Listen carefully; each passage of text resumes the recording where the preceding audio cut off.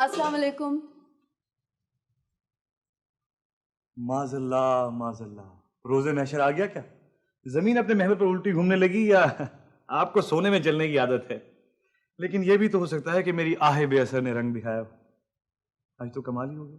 عرفان صاحب مذاق کی بات بالکل بھی نہیں ہے. یہی تو میں بھی کہہ رہا تھا کافی عرصے سے. مجھے آپ سے ذرا بات کرنی ہے. آپ کہیے، میں ایک ایک لفظ اپنے دل پر لکھوں گا.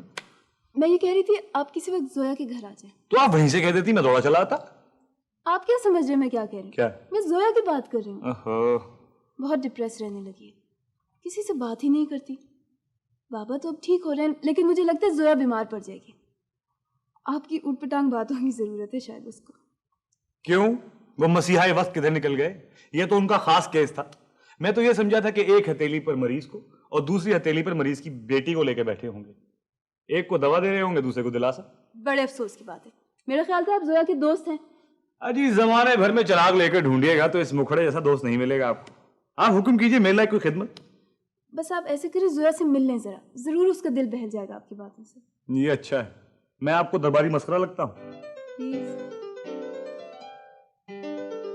میں ہوں نا، آپ فکر کیوں کرتی ہیں؟ چلتے ہیں. چلیے.